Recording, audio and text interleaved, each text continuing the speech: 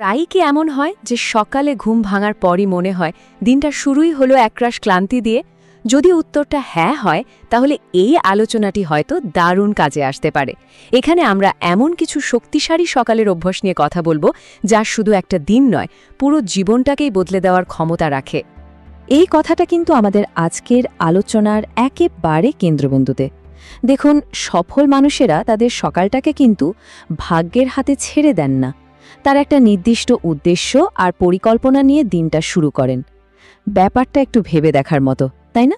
যদি দিনের শুরুটাই নিজের নিয়ন্ত্রণে থাকে, তাহলে বাকি দিনটা কতটা অসাধারণ হতে পারে। সকালগুলো কিন্তু দুরকম হতে পারে। একটা হলো বিশৃঙ্খল মানসিক চাপে ভরা সকাল, আর অন্যটা একেবারে শান্ত, ফোকাসড আর শক্তিতে ভরপুর। এই দুটো পথের মধ্যে পার্থক্যটা কিন্তু বিশাল। আমাদের লক্ষ্য হলো কিভাবে প্রথম পথটা থেকে বেরিয়ে এসে দ্বিতীয় পথে হাঁটা যায়, সেই রাস্তাটা খুঁজে বের করা, যেখানে প্রতিটি সকাল হবে উদ্দেশ্যপূর্ণ। তো প্রশ্ন হলো, এই পরিবর্তনটা আসবে কিভাবে? চলুন দিনের প্রথম সিদ্ধান্ত থেকেই শুরু করা যাক। এখন আমরা সেই শক্তিশালী অভ্যাসগুলো দেখব, যা একটা অসাধারণ দিনের ভিত তৈরি করে দেয়। প্রথম এবং সবচেয়ে গুরুত্বপূর্ণ ধাপটা হলো ভেতরের জাগরণ। মানে বাইরের পৃথিবীর সাথে মোকাবেলা করার আগে নিজের শরীর আর মনকে দিনের জন্য প্রস্তুত করে নেওয়া। এটাই হতে পারে দিনের প্রথম জয়। শরীরকে জাগিয়ে তোলার জন্য দুটো সহজ কিন্তু দারুণ কার্যকর উপায় আছে। প্রথমত, ঘুম থেকে উঠেই এক গ্লাস জল পান করা। এটা সারা রাতের ডিহাইড্রেশন কাটায় আর মেটাবলিজমকে চালু করে দেয়। আর দ্বিতীয়ত, মাত্র ৫-১০ মিনিটের হালকা স্ট্রেচিং। এটা এন্ডোরফিন রিলিজ করে, যা মনকে মুহূর্তেই চাঙ্গা করে তোলে। শরীর তো জাগলো, এবার মনকে স্থির করার পালা। এর জন্য ফোনটাকে একটু দূরে রাখাটা খুব জরুরি। তারপর মাত্র ৫টা মিনিট শান্ত হয়ে বসে শুধু নিজের শ্বাস-প্রশ্বাসের দিকে মনোযোগ দেওয়া। এই ছোট্ট একটা অভ্যাস দিনের সব চ্যালেঞ্জ সামলানোর জন্য অসাধারণ মানসিক শক্তি এনে দিতে পারে। আচ্ছা, শরীর আর মন তো প্রস্তুত। এবার তাহলে বাইরের জগতের জন্য কৌশল সাজানোর পালা।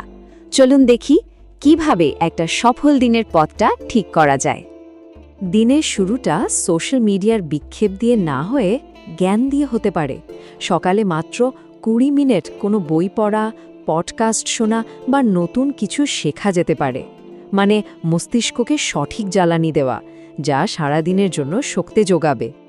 বেশ, জ্ঞান দিয়ে মনটাকে তো প্রস্তুত করা হলো, কিন্তু এর পরের স্ট্র্যাটেজিক মুভটা কি হবে? এই প্রশ্নটাই আমাদের নিয়ে যাবে দিনের সবচেয়ে গুরুত্বপূর্ণ কাজের দিকে। এবার আসা যাক MIT বা সবচেয়ে গুরুত্বপূর্ণ কাজ, এই কনসেপ্টটার কথায়। এটা হলো দিনের সেই ১ থেকে ৩টি কাজ, যেগুলো শেষ করতে পারলেই দিনটা সফল বলে মনে হবে। যেমন ধরুন, একটা জরুরি রিপোর্ট শেষ করা বা নতুন কোনো ক্লায়েন্টের সাথে মিটিং করা। এই জিনিসটা আসল লক্ষ্যের উপর ফোকাস রাখতে সাহায্য করে। আর কাজটা কিন্তু খুবই সহজ। নিজের জার্নাল বা নোটবুকে দিনের সবচেয়ে গুরুত্বপূর্ণ এই ৩টি কাজ লিখে ফেলা। ব্যাস, এটাই হয়ে উঠতে পারে সাফল্যের রোডম্যাপ।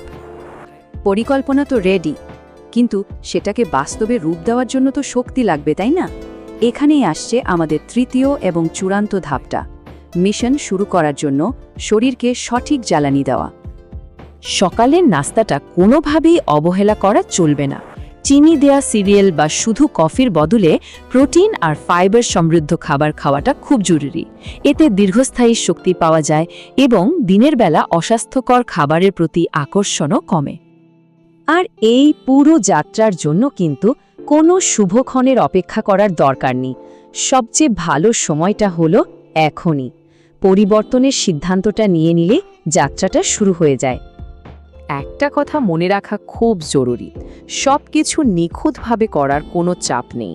তার চেয়েও গুরুত্বপূর্ণ হলো শুরু করাটা, কারণ একটা ছোট পদক্ষেপই কিন্তু অনেক বড় পরিবর্তনের সূচনা করতে পারে। তাহলে শেষ প্রশ্নটা হলো, এই অভ্যাসগুলোর মধ্যে কোনটা দিয়ে কাল সকালটা শুরু করা যায়? একটা ছোট পরিবর্তনই কিন্তু জীবনকে একেবারে নতুন একটা পথে চালিত করার ক্ষমতা রাখে। এই যাত্রাটা আজই শুরু হোক।